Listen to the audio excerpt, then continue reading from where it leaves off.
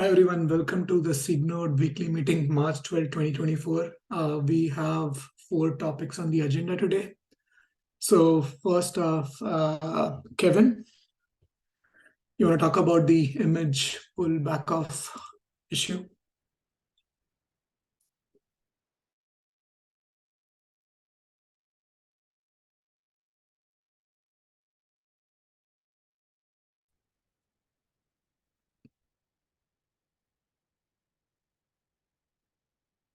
Can anyone hear me? Yeah, I can hear you. Looks like okay. Yes, we can. Okay, all right. Kevin, you are on mute. Can you hear us? Sorry, Okay. I just dropped for a second. Okay, yeah, you want to kick us off with the first issue? Yeah. Sorry, give me a sec. Yeah, so the first one, it might be easier if I can share. Sure, let me give you host.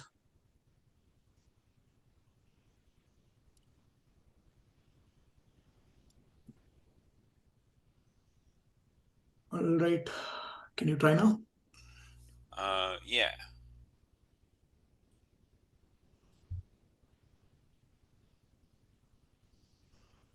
All right. Can you see a GitHub issue that says the failing pod Yeah. stuck? Okay, great. So this was brought up as part of the working group batch, and generally, I mean, the issue kind of mentions a problem where when people are using like Q, or I also saw an example in Kubeflow where people were asking for a way to transition pending pods to failed after a certain amount of time.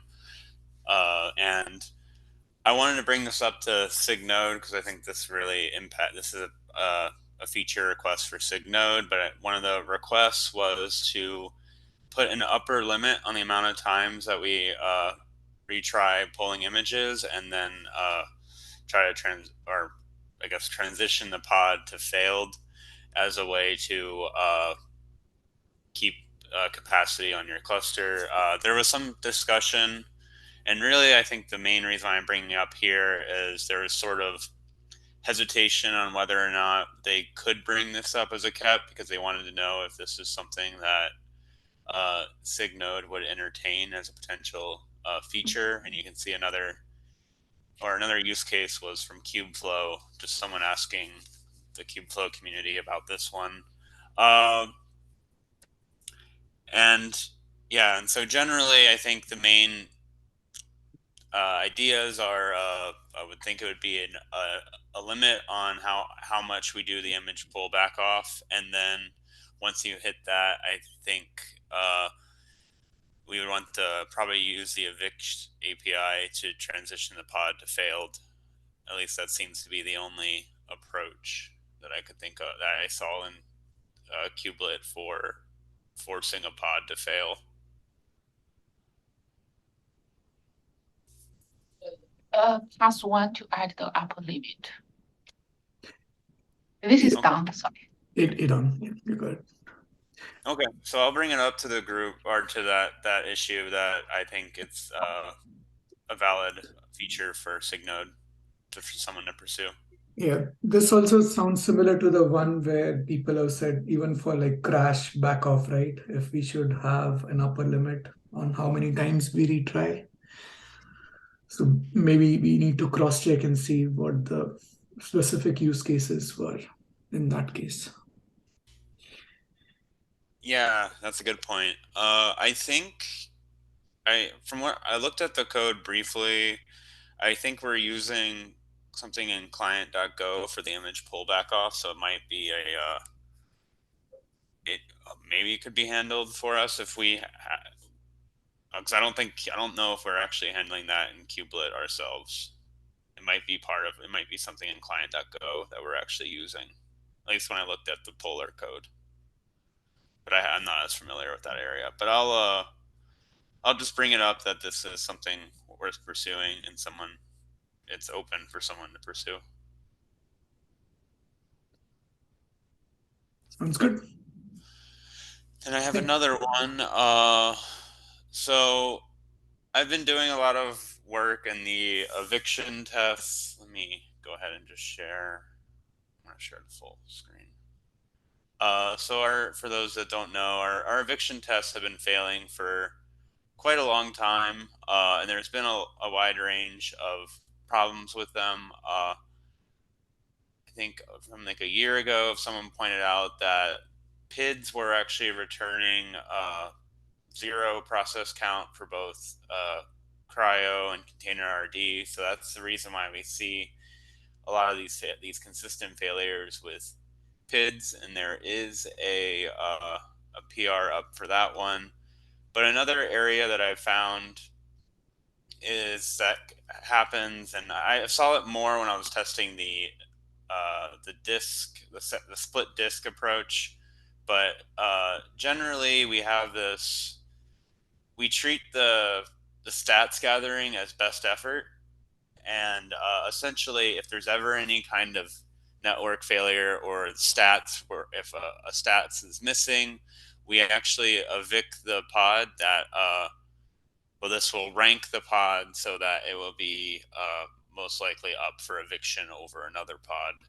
And I guess I think that this sometimes does cause some flakiness in the tests. I don't know if it's like it could also be a problem if there's any kind of network failure or network intermittent failure. A question I had in this issue was whether or not we should have a more deterministic approach for eviction, because I mean some ideas I have some idea here is that we actually don't use anything around quality of service for eviction, and so like this is at least something I was curious about, if whether or not like if we would want maybe a bit more deterministic way for eviction in case of network failures, because in this case it could be I've seen cases where we might evict a higher priority pod if we couldn't gather the stats. So I think that makes sense. Also, one more thing: do we retry? Like, when do we trigger eviction? Is it like the first time the stats fail to be gathered, or do we retry a few times before triggering eviction? we don't. So the eviction manager calls a cache stats function, which gives kind of a map of pods, and then it's ranked, and then we don't retry. Like we're not hitting the cAdvisor endpoint in the helpers code. We're actually we're filling a cached map, and then we don't. And then if you try to get the stats and it doesn't exist, we just evict that pod, or we would rank that pod ahead of another pod that had successful stats gathering. So how often do we look in the cache? I guess like can we check a few times, and I think I'm +1 on the QoS based policy there, but also maybe some hardening if we think that next time we look at the cache, there's a good possibility the stat is going to show up. Yeah, I'll have to look into that one. I don't. It's kind of yeah. I'm not actually as not sure on that one, because I think we're populating it and pulling it, but I don't know if it's like a periodic pulling. Like it might be whenever every time we like are checking the eviction manager, we might be calling the stats function, but I don't know. Like I don't know if we call it more than that. Okay. I think the eviction manager is on a constant loop.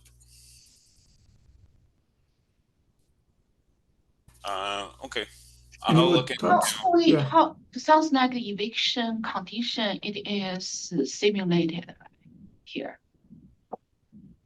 Sorry, what did you say, Don? I did not quite hear you. So we trigger off the eviction, right? So sounds like it is definitely trigger the eviction. Part of the problem shouldn't that condition it is simulated. So or it is real.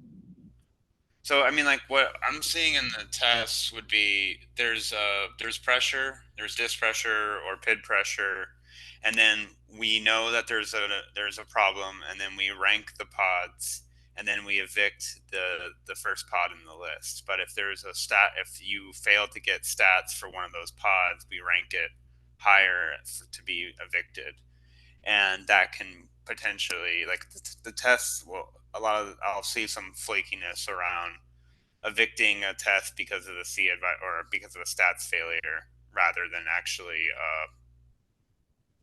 that's why we're evicting it, and that can cause some flakiness because that doesn't happen all the time. My question it is, we saw the disk pressure or PID pressure.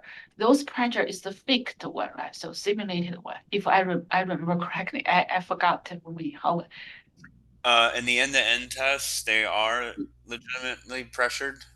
Okay, our nodes are pretty small, and we do it via it's kind of simulated. We do it via DD or for disk pressure, okay.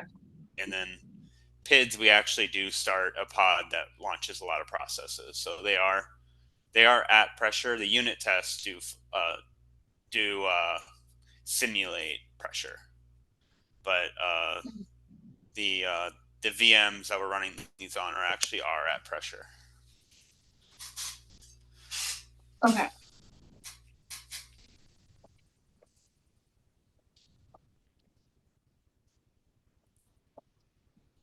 All right. Well, thank you, everyone. That was all for me. Great. Thanks, Kevin. So next up, we have Christoph to talk about this current state of graceful node shutdown. Yes, thank you, Ronald. I cannot share my... can I? Oh, yes, I can. Excellent. So hopefully everyone... Can everyone see this? Yeah. Okay, great. So I would like to quickly bring to everyone's attention the current state and potentially future of the graceful node shutdown feature that we have in Kubernetes, especially in kubelets. So currently we're in beta. The project was launched a few years ago already. Recently we aimed to push it through general availability. However, we have missed the 1.30 release, and why about that in a moment. We have two major caps on which the feature is based, which is cap 2000 and 27012. Both are combined together today. Currently, we have still about 11 issues open on GitHub that would require to be closed and definitely triage and troubleshoot, out of which two are definitely reuse blockers, one of which is concerning the propagation of status of pods and different types of workloads, and the second one is around the daemon sets controller versus the graceful node shutdown manager contentions issue. So the challenges, like I mentioned, are primarily two: the daemon sets and the stat that would prevent us. The daemon sets. There's also one related to an issue around the static pods. However, it is a little bit more esoteric, and it's more of a fixing is more of a nice to have. So like I said, for GA we would have to resolve the issue around the daemon sets and interoperability, and maybe fix the static pod issue, which is not that important. So what the proposed solutions for getting it solving the daemon sets problem, what it means daemon sets interoperability. So just quickly, when the node is gracefully shutting down, the graceful shutdown manager would basically remove all the pods created by different workloads depending on their priority, and then bring the node to eventual restart or termination. As it does it, the daemon sets controller will try to schedule its workloads back on the nodes that are currently being in the process of being shut down. This obviously creates a small contention because we remove those pods, daemon sets adds them again, then we remove them. As a side effect, depending on type of workloads, who created the workloads, let it be operators or whatnot, you may end up in a situation when you have a lot of workloads in a failed state. So depending how long your node is going to be in a state of graceful shutdown, you might accumulate from 10, 100 to thousands objects of that are basically in a undesired state, which is not great. So how to fix this? This contention between daemon sets and the graceful shutdown manager. We have proposed two solutions. One of which would require us to add a new type to the node object, so that any node assigned of not ready and schedulable will also be augmented to get a not shutdown state, so that basically we can teach the daemon sets controller to respect this the new node status and not schedule the workloads there. They have some other ideas how to do this. For instance, add additional dedicated taint, and also teach the daemon sets controller how to avoid those nodes, and a few other ideas were floated. Among those ideas, there was recently a very prominent idea was brought forward, which is basically combining our both caps under a brand new cap, which is the cap 2212, declarative non-maintenance. And why is that important? So going back quickly to the fixing the daemon sets problem, to fix this solution to basically allow us to move forward with the graceful node shutdown, two SIGs would have to cooperate, which is us node and the SIG apps. It's unclear who would have to carry the implementation, probably us, and they will review it. Maybe they would want to do this themselves. It remains to be seen. However, as it was brought forward, even if we agree on one of the solutions that was proposed in terms of daemon sets interoperability, it will take at least 3 complete releases of Kubernetes for the future to mature before we would be able to put it forward towards GA. This is quite a long, we know that their releases are not that frequent, and so it took quite some time for the feature to be finally GA'd. So this new alternative solution, which is basically moving our caps under the new cap, is a potential viable alternative. So the declarative node maintenance cap, which is the 4212, currently under heavy development, brings forward an idea of the node, and I'm not entirely sure what's the final solution will be, but let's say there will be a number of new APIs, and let's say an operator perhaps added that would bring forward the idea of much more refined way of controlling how we do maintenance on a given worker node, for instance. This also includes a graceful shutdown of such a node, because, for instance, you may have packages upgrade, security patching, a firmware upgrade, whatever needs to be done. Therefore, the proposal here is to, because of some of the ongoing challenges of the graceful node shutdown and all the work that we have to do, would be to combine it under the new cap, the declarative node maintenance, such that our features will become a subset of the functionality that the declarative node maintenance will support. There are many outstanding items to hash out and decide upon for the declarative node maintenance themselves, in terms of implementation and how to finalize things. And definitely we would have to make sure that there is an overlap of the features and functionality that we would carry over from graceful node shutdown to the declarative node maintenance. So to wrap this up, I ought to bring forward the proposal of basically pausing the ongoing active development on the graceful node shutdown in order to merge its functionality and features under the declarative maintenance, so that we can bring our current set of features as part of the declarative maintenance alpha release, and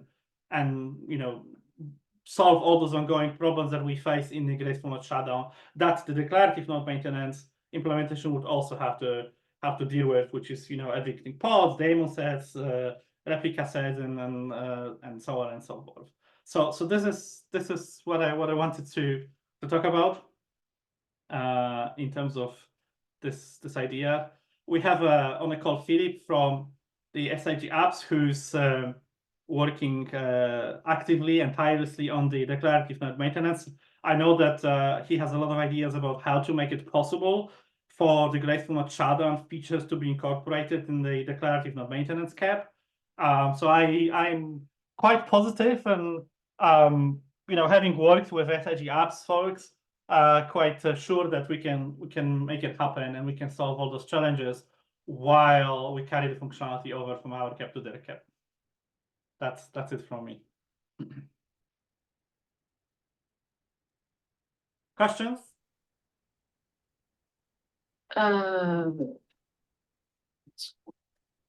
I think even like the graceful shutdown is not GA though, but I believe a lot of the production already using that feature, enable that feature in production, because that's such important things we require for admin, right?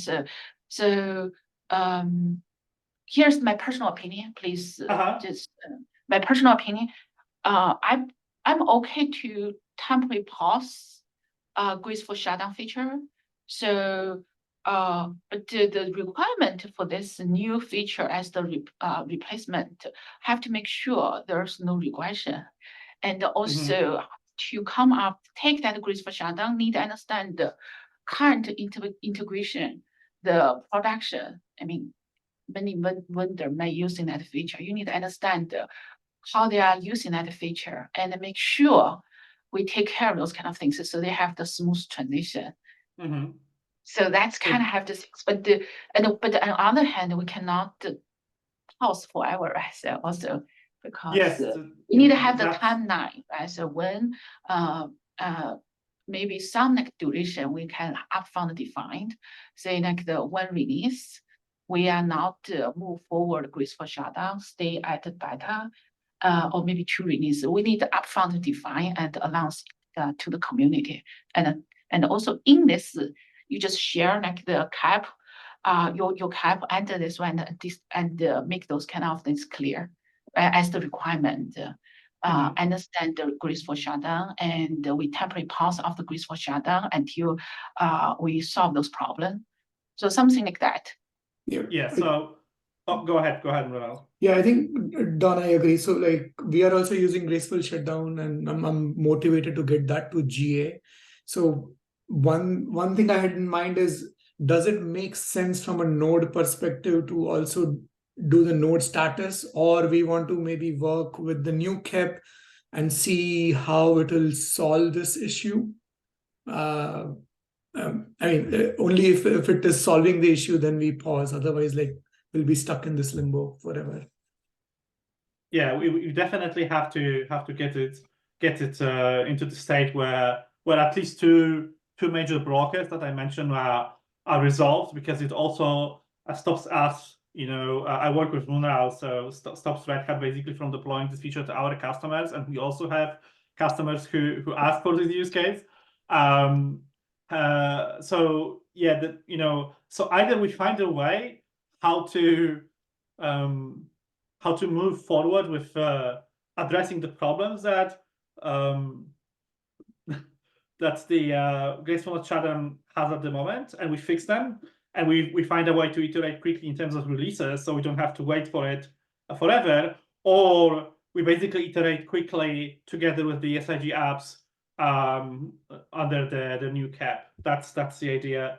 And I just 1 second. I worked very closely on this with Philip, who we basically we keep on talking how this incorporating the functionality that it's currently supported by what it is a part of the graceful node shutdown into the declarative node maintenance. How would we solve some of the challenges that we implemented in their implementation? And they are very keen in helping us. Even today, I spoke with Philip, who said that he's going to be revising the cap to better accommodate our use cases potentially, which is a good thing to have. Sorry, go ahead. Yeah, sorry. I think thanks for summarizing. So I think one more thing I want to raise here, like a question, right? So do we think of supporting a use case where an admin or some system decides to restart the node, right? In that case, node maintenance won't come into the picture. The node graceful shutdown code will have to detect that, oh, I'm getting restarted. So I should still try to Yes. display the right status for the node so the other controllers don't misbehave. On the node maintenance side, we are assuming that everything is under control and Yes. like orchestrated by that operator. Correct. If that operator is not going to be mandatory, or if it's not going to be enabled in some environments, then we still have this issue where there's a different way to restart the node, and we'll end up with this mismatch between human side controller and the node status. Yes, correct. We have spoken between myself and Philip about this in a great length. We refer to this as a surprise termination. So the node receives a CPI request to shut down, or I don't know. There's other means like a sysadmin, for instance, working through a root shell that is just terminating the node. How to handle that basically? Whether for instance we would retain a part of functionality that currently basically actively monitors the status of the node, and then just broadcast it somehow to whatever the solution in the declarative node maintenance is going to be created. Perhaps maybe we would teach Kubernetes how to intercept such an event, and then using the new APIs that the declarative node maintenance wants to bring forward, basically update some node object status number that let's say the controller or some operator, I'm not entirely sure about the final implementation, from the declarative node maintenance would basically be watching and reacting to those events created by us. So we don't completely have a final solution here yet. There's also an interesting point that was brought forward on GitHub issues that someone even said, what if there's an interesting use case that is quite esoteric but worth mentioning. Someone said, what if there's a power outage and your whole infrastructure is coming down and your networking switch channels are about to be terminated, and I want to react to that as well? How can we do that? So I don't have an answer because we don't cover that. Declarative node maintenance definitely doesn't yet. But yeah, people were hashing out different ideas. Definitely, how would this functionality or transition of the functionality from kubelet to whatever the solution would be, or maybe retaining it partially in kubelet, that remains to be seen. However, there's an interesting problem here, because if we decide to maintain or develop two solutions in parallel in the same time, we are running into an interesting situation where if we don't fix our problems and also don't somehow become aware that the declarative node maintenance may be enabled on a given node, then we would create an interesting scenario where our feature and the declarative node maintenance may potentially be mutually exclusive. Let me explain why. So imagine that someone wants to terminate the server. Server receives a CPI termination shadow, starts powering down. Our implementation reacts to that, starts terminating workloads, removing all the pods and whatnot. And in the same time, someone has enabled the declarative node maintenance as well, because they use it, for instance, to do security patching, which is a hypothetical situation.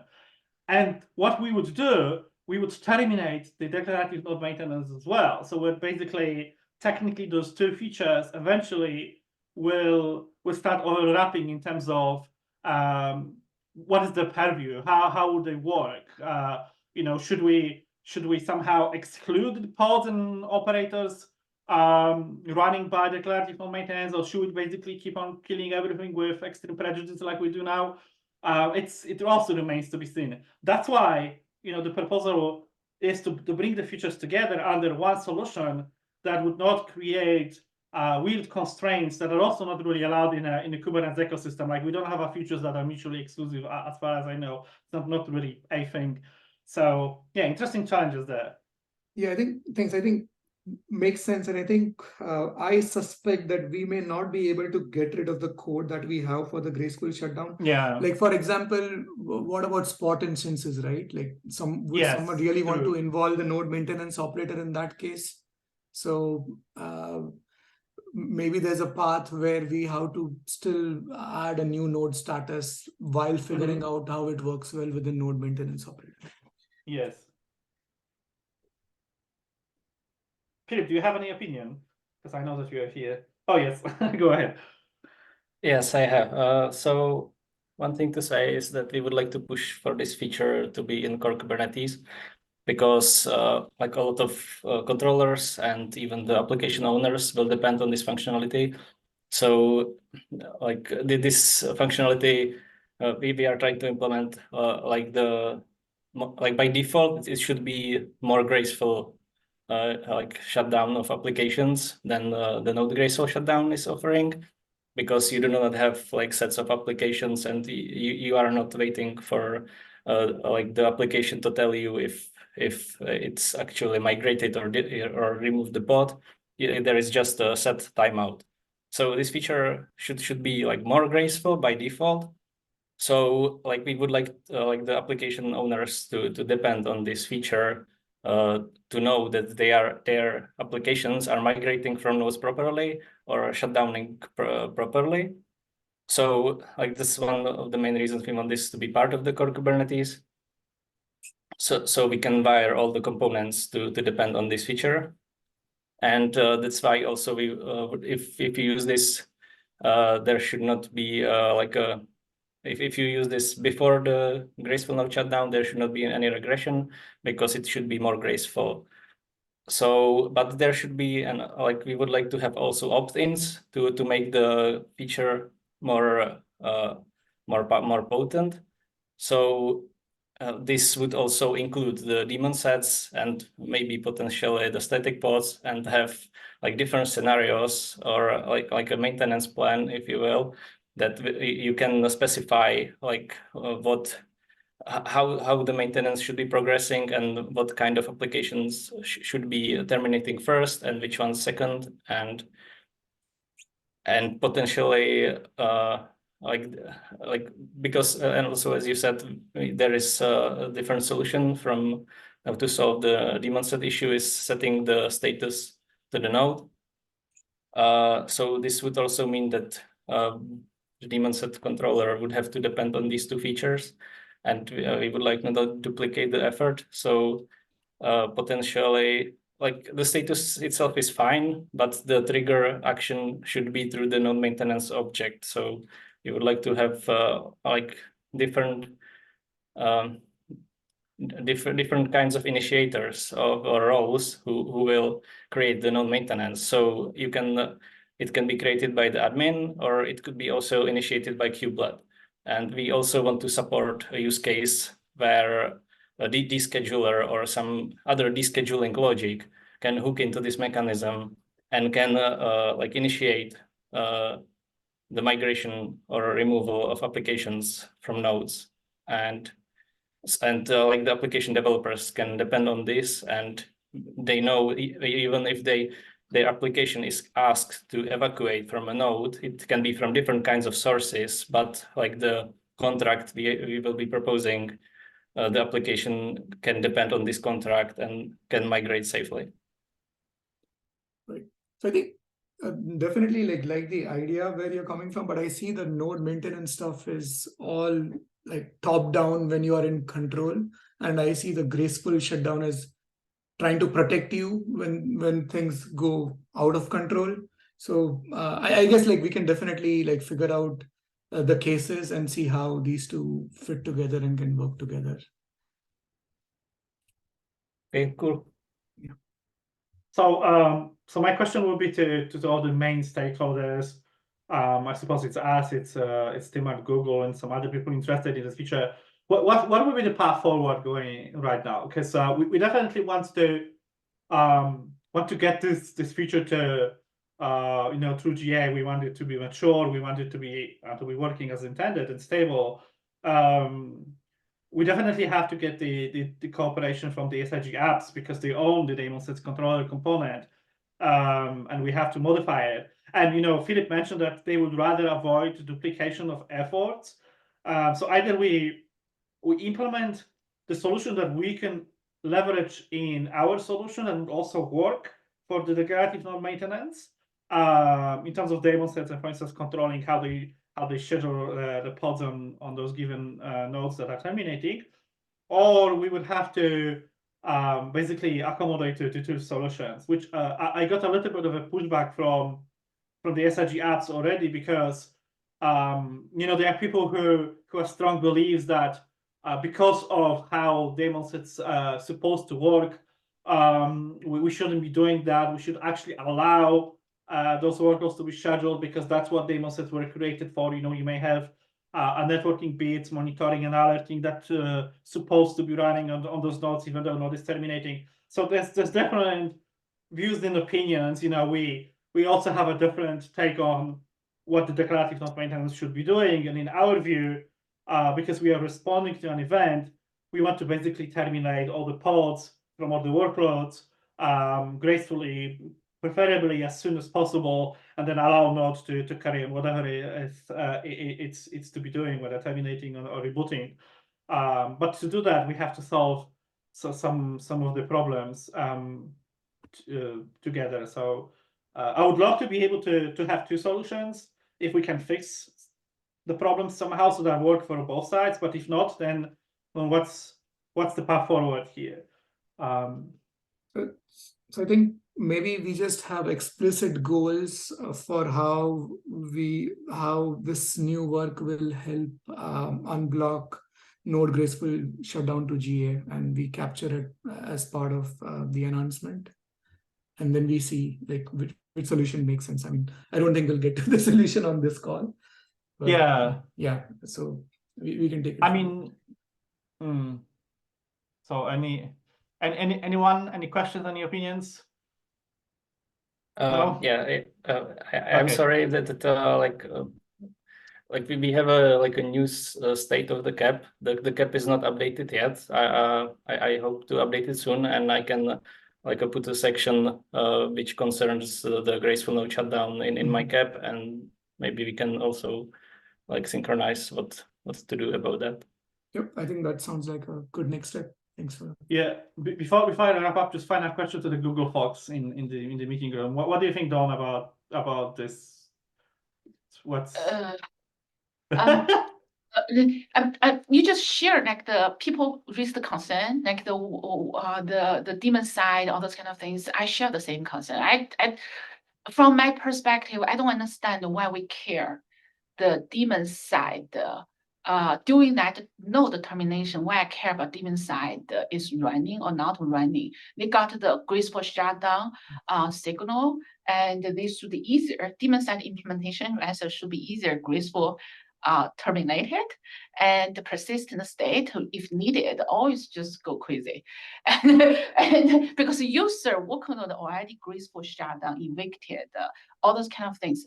But I do see strong lead about declarative node maintenance from the user workload perspective. Like in long run, especially we try to shift focus, Kubernetes shift focus from the node and info centric to the workload centric.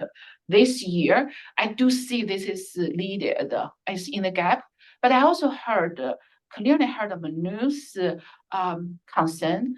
Here's how about what I propose something to unblock both.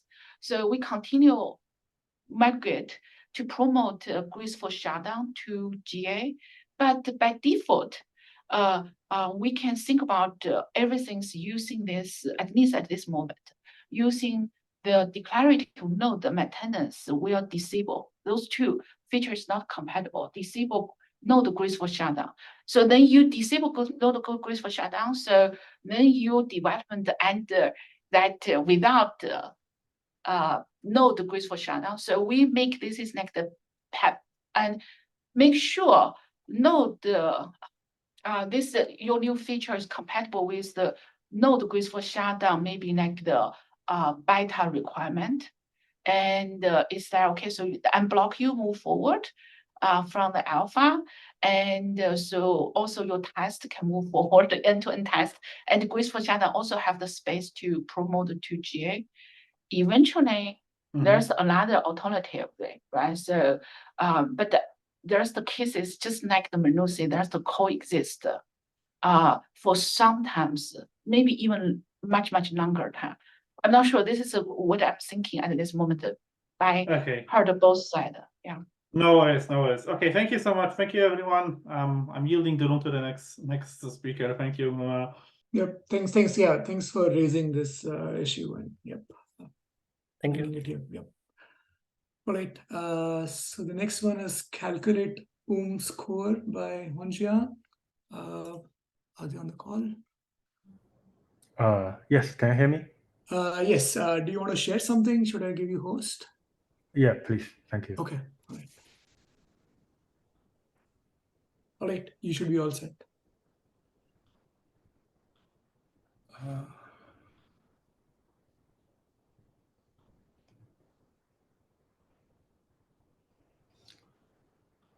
Can you see the screen?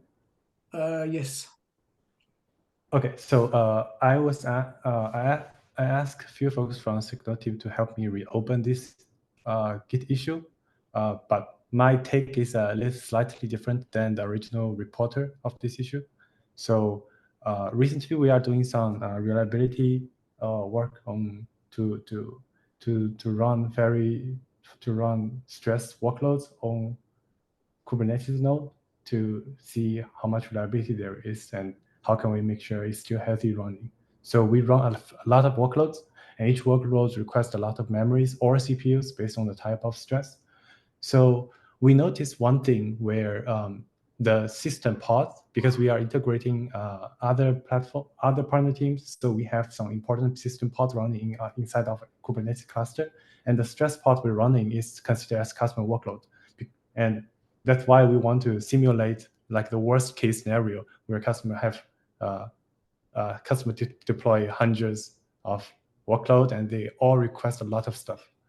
So and the symptom we really notice is the system pods get killed before the stress pods. And we did some analysis, and here is what I found out. So so there was an equation here. So this is how the Kubernetes determine like the score adjustments for pods, for container processes. And when we are running stress pods, okay, let's see. So let's just start from the beginning. So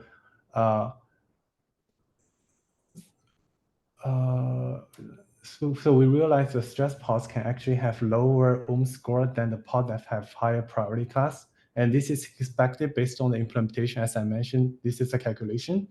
But this is a little bit against our intuitive. So why this is not intuitive? Because when we are running system pods, we give them higher priority because that's like our intuitive that this is system pods and we want to give it like a system cluster critical or even more system node critical, or maybe something that's like customized that we create. So when we notice the killer, the one that lives in the Linux kernel, is normally kicked in faster than Kubernetes eviction manager.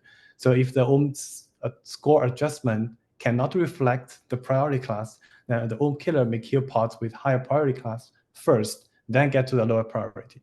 And this is what I say may, because the actual calculation is being done through the equation mentioned below. That means the more memory you request, then the lower the adjustment will be, and that means the lower chance you're getting killed when you are experiencing the memory starvation. So in this case, for example, if I'm running a system pod, because I consider this system pod is very important and I want it to constantly running, I don't want to be killed. And I also want a workload. And they are both under the same QS class, which is burstable. And the system pod priority is system cluster critical, and requesting 10 megabyte. The workload priority is nothing. I explicitly ignore that field, and the memory request is 100. This resulting in the workload have smaller adjustment compared to the systems, which means the workload getting less likely to be killed when the node is under memory stress. So that's why we are thinking this kind of behavior is against our intuitive. But on the other hand, there is a hard-coded solution to this problem, which is if we set the priority class to system node critical based on the source code, the score adjustment will be hard-coded to -997, which is lower enough that cannot be killed in 99% cases. But on the other hand, we have a lot of system pods running, so we don't want to abuse this priority class by setting every system pod to this same class. Then we will have the other problem where because there will be some important system pods and some less important system pods, so we cannot differentiate between them.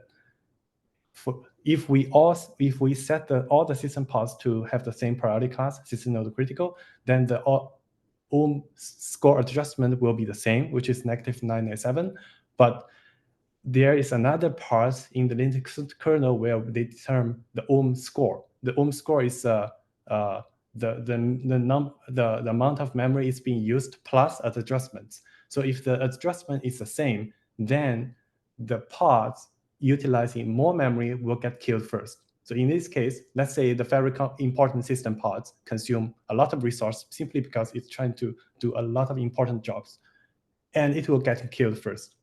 And this is actually not what we want. So we actually want to, based on our intuitive, we hope the normal important system pod should not share the same priority class as a very important system pod.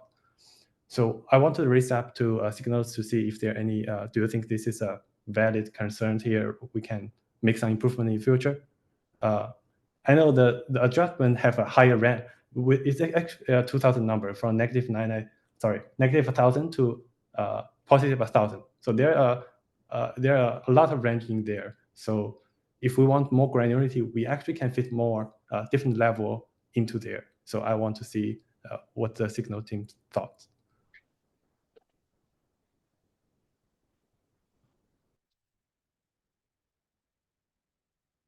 Makes sense to me to like consider the actual value. So instead of just the label, right? I think the system node critical and cluster critical actually map to some values, right?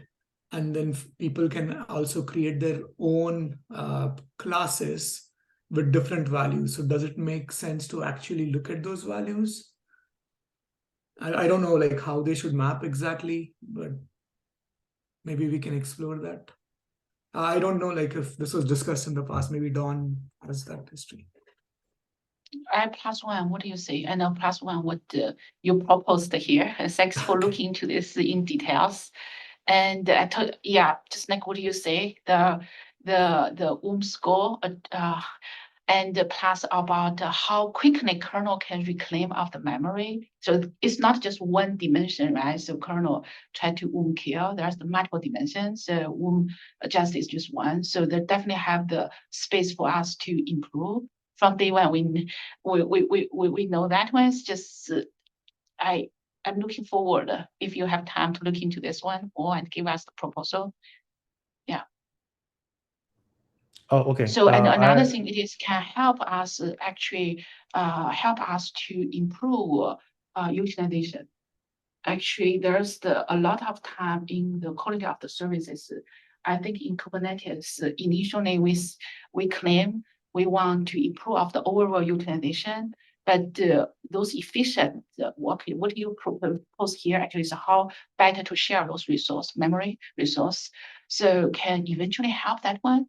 I think we are last couple of years we are not focused on those kind of things, make this system to utilize better, and so yeah, looking forward, continue this. Yeah.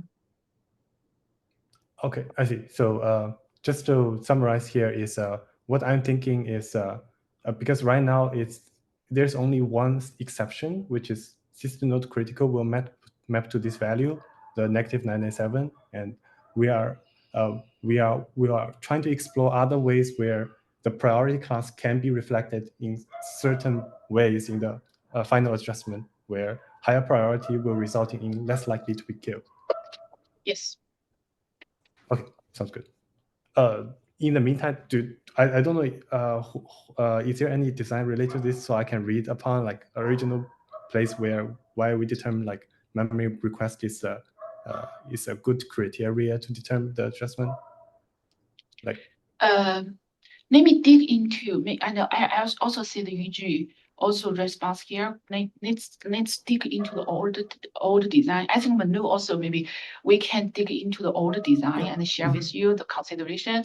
And also, even in the old design, I believe there's the to-dos. We plan to enhance those things. But one thing that I want to notice, people maybe have the background concept. Initially, when we started Kubernetes, we spent a huge amount of time to suggest add priority. Right, the priority. So, but the initial first couple release about the Kubernetes, they don't have the priority. So, score actually is the one at the node level, or one of our last defense, and to we like node people, node the community to impose of the priority at the execution level, and then we spend a lot of time convince about the Kubernetes community to introduce priority. Workload or pod level of the priority. So there definitely have some of them, just you mentioned that we treat the system priority, system critical, whatever things as the most top priority, because it is that feature priority itself, the priority class itself is added way later. And so integration is not very good, very well. So now is the time since both features so matured. So let's just revisit those kind of things. And then we also dig into the older design doc and share with you. Yep. And I think there's also side conversation on the chat. Like I think user space is another area where we want to make progress, but we're kind of blocked on PSI and a RunC release. So once that gets unblocked, I think that's another area of exploration. Yeah. Yeah, wonderful. Thanks. Let me take a look at what you just shared. All right. So I believe that was the last topic on the agenda today. Thanks for joining, folks. See you all next week. Thank you. Bye-bye, everyone.